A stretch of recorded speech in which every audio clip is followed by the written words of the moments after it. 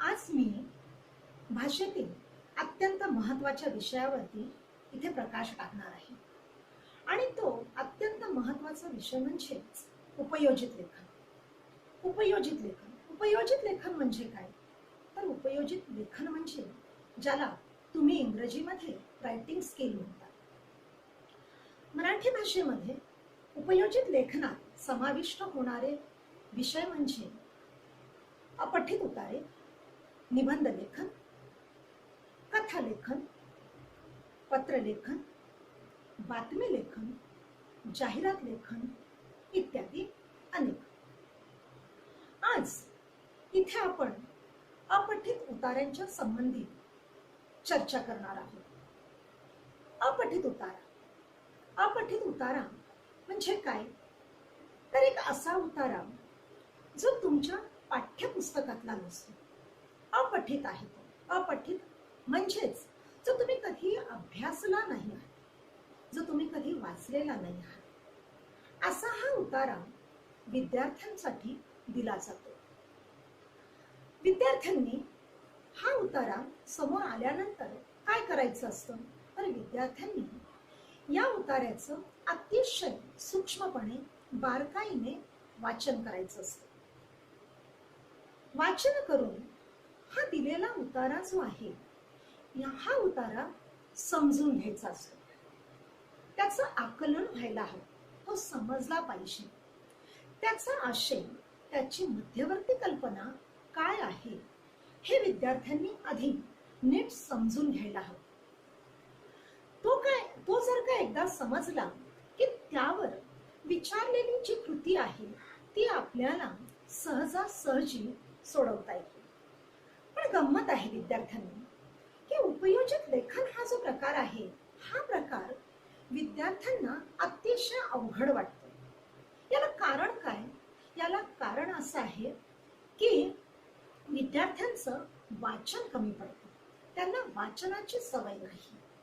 उतारे सुद्धा तुम्ही तितक्या बारकाईने वाचन करत नाही आणि त्यामुळे त्यांना नेमकं त्यामध्ये काय लिहायचं आहे, कसं लिहायचं आहे, किती लिहायचं आहे हे अजिबात कळत नाही. विद्यार्थी मित्रांनो, हा उतारा जेव्हा वाटताना आपल्याला अतिशय सोपा वाटतो, पण ज्या वेळेला आपण त्याच्या कृती सोडवायला जातो, त्याच्या कृती सोडवण्याचा प्रयत्न करतो, तेव्हा मात्र आपल्याला आकलन होत नाही की नेमकं उत्तर हे कसं लिहायचं असतं. तुम्ही काय करता? तर तुम्ही जसे वाक्य, जसे शब्द दिलेले आहेत ते तसेच्या तसे उतरून लिहिता.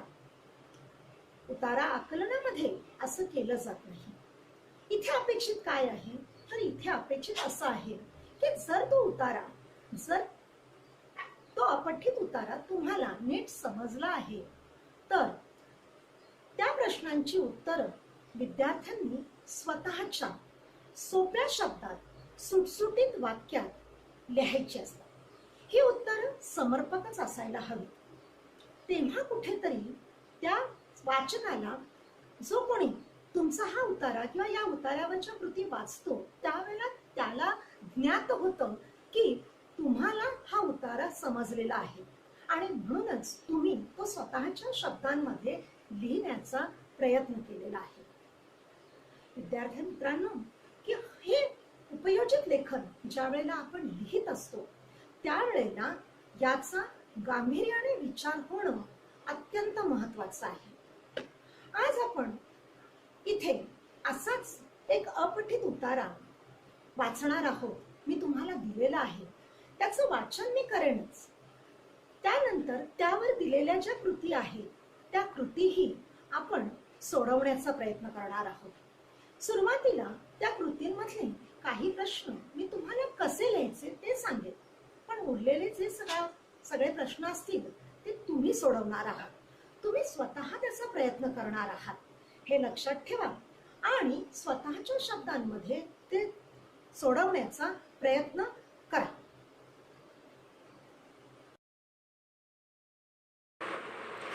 चला तर विद्यार्थ्यांनो, आता मी अपठित उतार्याचं वाचन करणार आहे. बरोबरीनेच त्याचा अर्थही तुम्हाला सांगणार आहे. वाचन व्यवस्थित ऐका आणि अर्थ नीट समजून घ्या. कारण जेव्हा तुम्ही उत्तरं लिहाल त्यावेळेला त्याची उत्तरं लिहिणं तुम्हास सोपे जाईल. माणसाचं आयुष्य केवळ क्षणभंगूर आहे हे निसर्गाच्या चिंतनामुळेच कळतं. तरी देखील ते सुंदर आहे. त्याचा मूळ गाभा सुंदर आहे. पण आहे ते मुळात सुंदरच. एखाद्या वेठबिगार माणसाच्या मुलाला जाणवतं त्याप्रमाणे जीवन हे जन्मतःच ओझं आहे काही दुर्दैवी लोकांसाठी. जन्मतः ते कुणाचे तरी गुलाम म्हणून जन्माला आले आहेत. कुणाचं तरी देणं त्यांच्या डोक्यावर आहे. अशा दुर्दैवी लोकांसाठी जीवन म्हणजे मोठा वनवास. त्यांना जीवनाचं सौंदर्य नाही आकळू शकत. असे लोक जीवनाचाच विध्वंस करायला निघतात. विद्यार्थी मित्रांनो, या अपठित उतार्यामध्ये लेखकाने निसर्ग सांगितलं आहे की निसर्ग आपल्याला समृद्ध आणि आनंदी जगणं कसं शिकवतो याचं चिंतन करा. परंतु खरंच सगळेच असे आहेत का? नक्कीच नाही.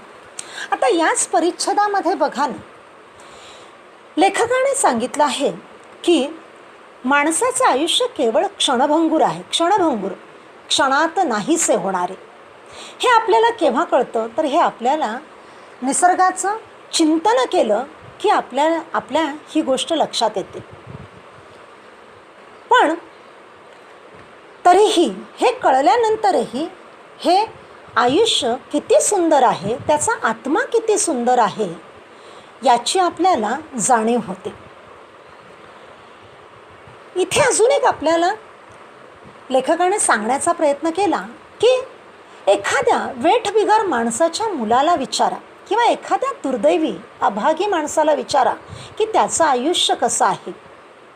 वेठबिगार म्हणजे काय की ज्याला कोणतीही कमाई न देता किंवा कुठलाही पगार न देता त्याच्याकडून मजुरी करून घेणे, त्याच्याकडून काम करून घेणे, त्याला वेठबिगार म्हटलं जातं. मग अशा एखाद्या वेठबिगार माणसाच्या मुलाला जर आपण विचारलं की बाबा रे तुझं आयुष्य कसं आहे, तुझं जीवन कसं आहे, तर ती माणसं खरं स्वतःला दुर्दैवी समजतात, अभागी समजतात. त्यांना असं वाटतं की खरोखरच आपल्यासारखे दुर्दैवी अभागी आपणच. कदाचित आपण जन्मतःच म्हणजेच जन्मापासूनच कुणाचं तरी काहीतरी देणं लागतो. आपण कुणाचे तरी गुलाम आहोत आणि अशाच ओझ्याखाली ही माणसं जगत असतात. त्यामुळे अशा लोकांना आपलं जीवन एक वनवासाप्रमाणे वाटायला लागतं. त्या जीवनामध्ये खरोखरच काहीतरी सौंदर्य आहे, सुंदरता आहे हे त्यांच्या समजण्यापलीकडचं असतं. मग अशी ही दुर्दैवी अभागी माणसं जीवनाचा नाश करायला निघतात. विध्वंस म्हणजे नाश. मग अशी माणसं ही अशी अभागी माणसं, स्वतःला दुर्दैवी समजणारी माणसं स्वतःचा नाश करायला निघतात. मी परवा एक मुक्त तुरुंग पाहिला. सारे गुन्हेगारच, परंतु स्वतःच्या शेतीवर मुक्तपणाने जीवन जगतात. त्यांच्यावर फक्त लक्ष ठेवलं जातं, परंतु ते साखळदंडांनी बंदिस्त नाहीत. त्यांच्या अवतीभोवतीचे गज काढून टाकलेत. त्यांना मुक्तपणे उडायला सांगितलं. आणि गंमत आहे, त्यांच्यापैकी कुणीही पळून गेलेलं नाही. स्वातंत्र्य ते हेच.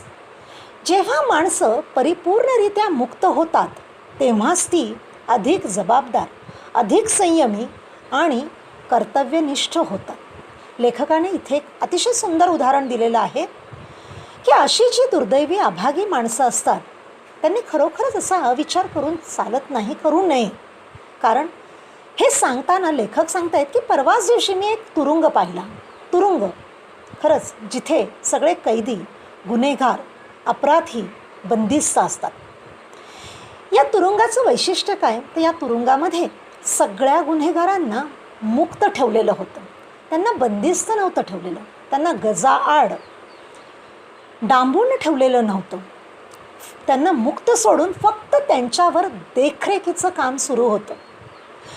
मग हे स्वातंत्र्य मिळाल्यानंतरही तिथल्या एकाही गुन्हेगाराला तिथून पळून जावंसं वाटलं नाही. तर ते मुक्तपणे तिथे विहरत असताना, संचार करत असताना आपल्याला बघायला मिळतं.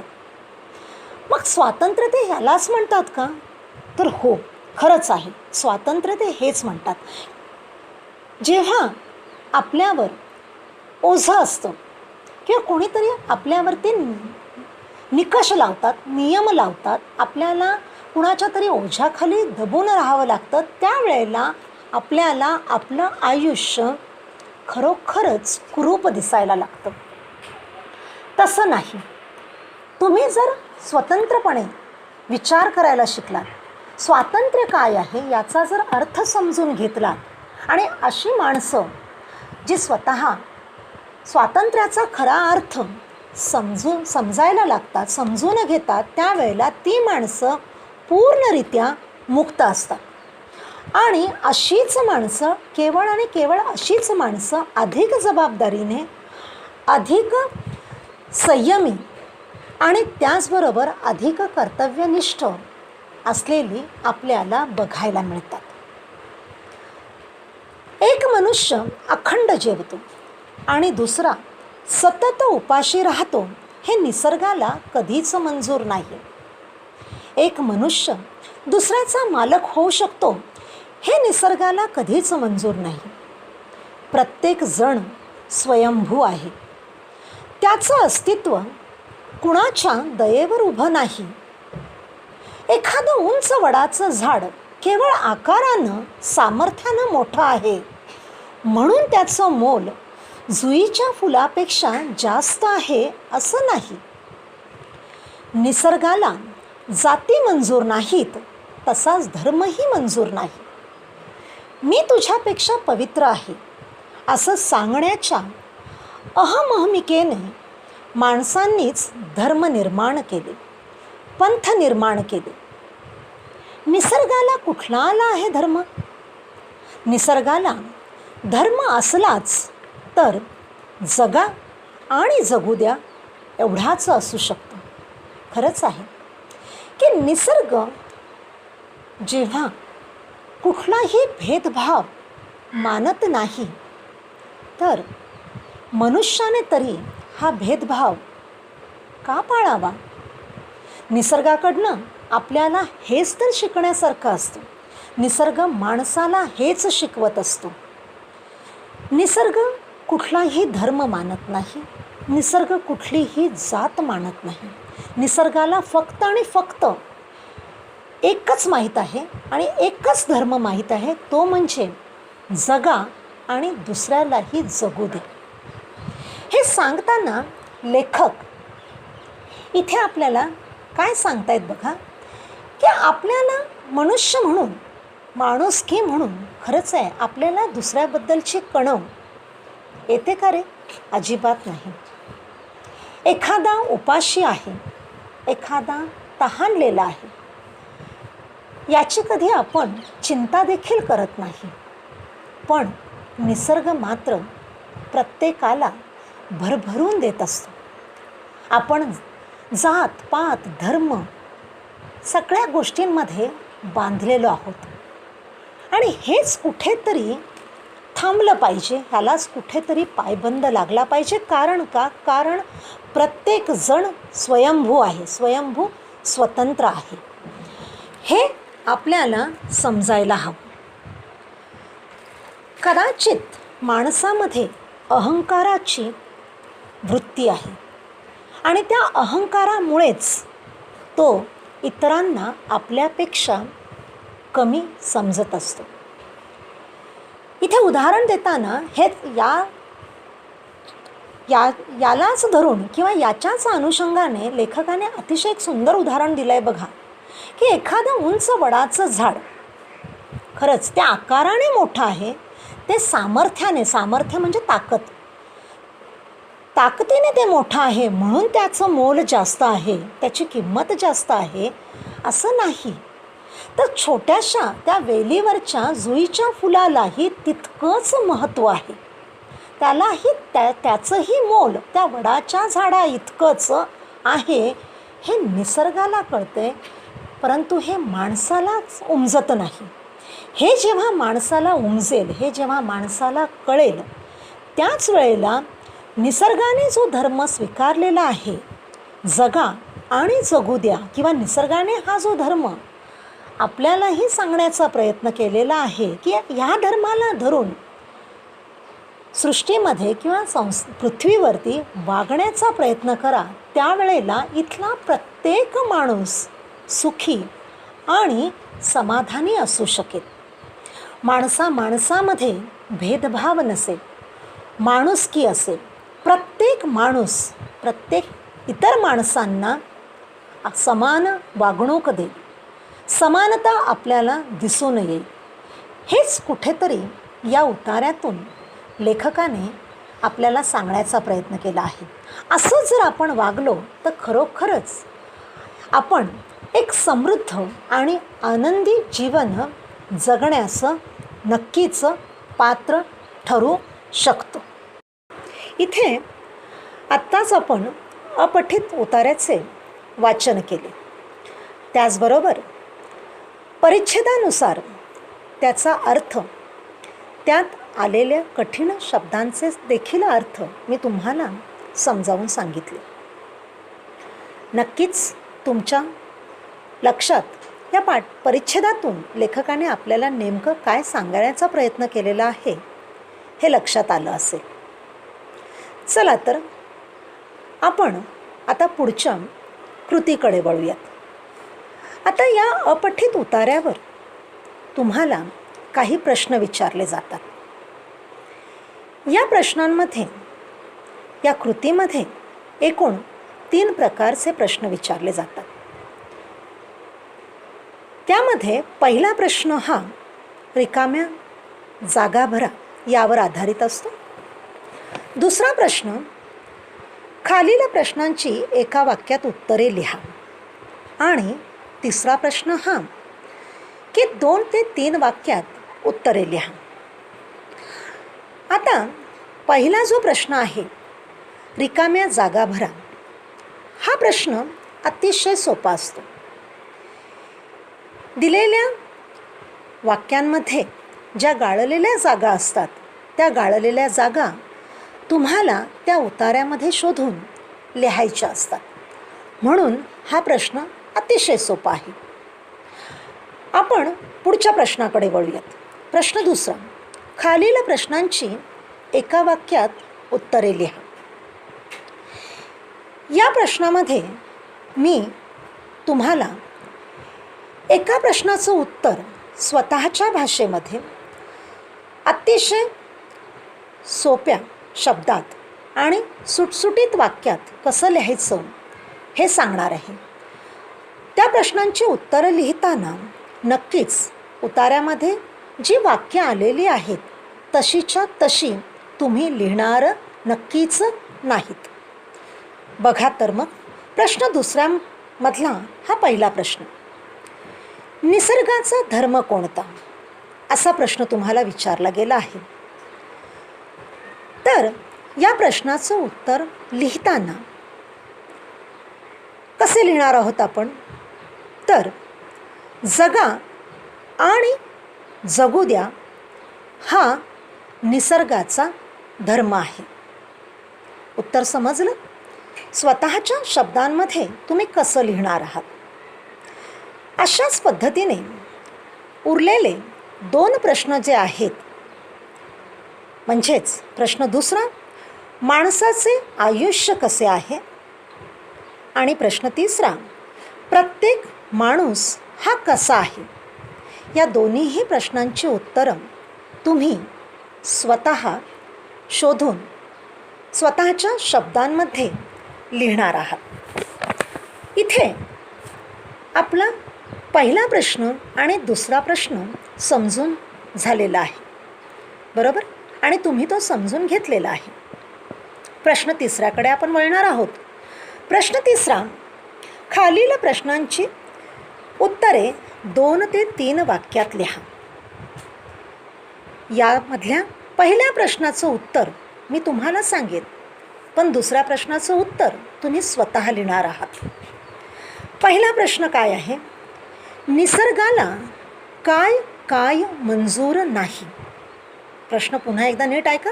निसर्गाला काय काय मंजूर नाही? आता या प्रश्नाचं उत्तर तिसऱ्या परिच्छेदामध्ये वेगवेगळ्या ठिकाणी आलेलं आहे. त्यामुळे पूर्ण उतारा किंवा तेवढ्या ओळी आपण नक्कीच तिथे लिहिणार नाही आहोत. विचार करून त्याची वाक्यरचना तयार करून आपल्याला हे उत्तर लिहिणं अपेक्षित आहे. याचे उत्तर कसे येईल? तर निसर्गाला एखादा मनुष्य दुसऱ्याचा मालक होतो. एखादा मनुष्य अखंड जेवतो आणि दुसरा उपाशी राहतो. हे मंजूर नसून त्याला जाती व धर्म देखील मंजूर नाहीत, असे याचे उत्तर अपेक्षित असेल. समजलं? आता पुढचा जो प्रश्न आहे, प्रश्न दुसरा, हा तुम्ही लिहिणार आहात. प्रश्न काय आहे? तर प्रश्न असा आहे, कोणती माणसे जीवनाचा विध्वंस करतात का? या प्रश्नामध्ये एकाच प्रश्नामध्ये 2 प्रश्न समाविष्ट झालेले आहेत. कोणती आणि का? दोघांचंही उत्तर वेगवेगळं येईल, पण वाक्यरचना करताना आधी तुम्ही कोणती माणसे याचं उत्तर लिहिणार आहात आणि नंतर ते का विध्वंस करायला प्रेरित होतात याचं उत्तर लिहिणं तितकंच अपेक्षित आहे. साधं सोपं उत्तर आहे याचं. हे उत्तर तुम्ही त्या परिच्छेदामध्ये शोधून लिहिण्याचा प्रयत्न करा. कोणती माणसे विध्वंस करतात आणि का, हे विचारपूर्वक लिहून काढा. तर मग विद्यार्थी मित्रांनो, आत्ताच आपण पाहिलं की अपठित उतारा म्हणजे काय. तो उतारा तुमच्या पाठ्यपुस्तकातला नसतोच, हे तुम्हाला जाणवलं असेल, हे तुम्हाला समजलं असेल. आणि त्याचबरोबर त्या उतार्यावर विचारलेल्या प्रश्नांची उत्तरं आपण कशी लिहायची हे देखील मी तुम्हाला याआधीच सांगितलं होतं. विद्यार्थी मित्रांनो, या उतार्याचं वाचन मी केलं, त्याचबरोबर त्या उतार्याचा थोडक्यात का होईना पण आशय तुमच्या लक्षात आणून दिला. तो तुम्हाला समजलाही असेल. तो समजल्यानंतर नक्कीच ते प्रश्न पाहिल्यावर तुम्हाला त्या प्रश्नांची उत्तरं कशी लिहायची हे समजलं असेल. अपेक्षा आहे की तुम्ही दिलेली जी कृती आहे ती कृती नक्कीच सोडवाल. पण विद्यार्थी मित्रांनो, या व्यतिरिक्त मी आज इथे तुम्हाला अजून एक उतारा देणार आहे, एक अपठित उतारा देणार आहे. त्या अपठित उतार्याचं वाचन मी करेन, त्याशिवाय त्याचा आशय देखील तुम्हाला थोडक्यात समजावून सांगेन आणि मग त्यावर विचारलेल्या कृतीचा, त्यावर आधारित विचारलेल्या प्रश्नांचा पूर्णपणे विचार करून तुम्ही त्या प्रश्नांची उत्तरे त्या दिलेल्या उतार्यात शोधून स्वतःच्या सोप्या शब्दात, सुटसुटीत वाक्यात लिहिण्याचा प्रयत्न करा.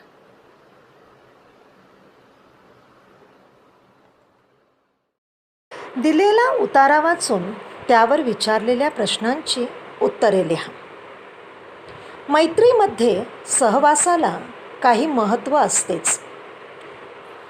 जुन्या लोणच्यासारखी जुनी मैत्री मुरत जाते.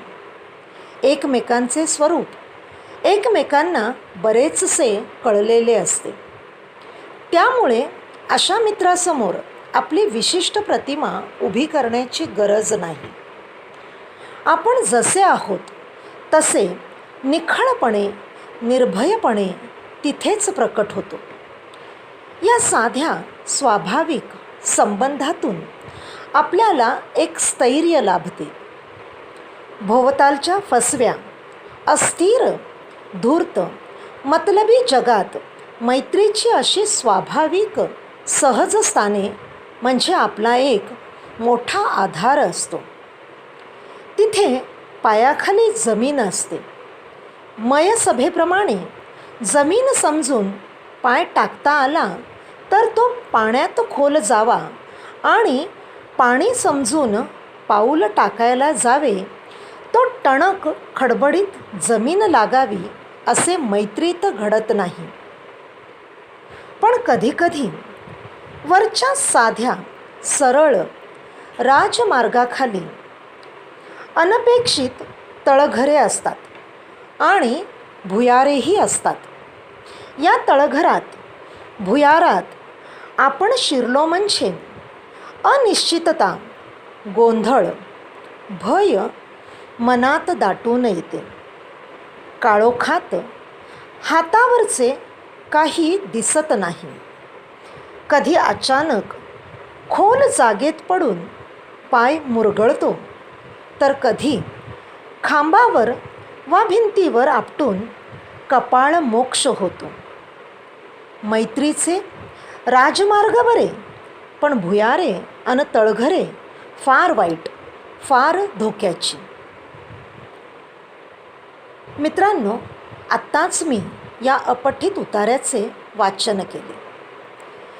या उतार्याचा आशय काय किंवा हा उतारा तुम्हाला कितपत समजला?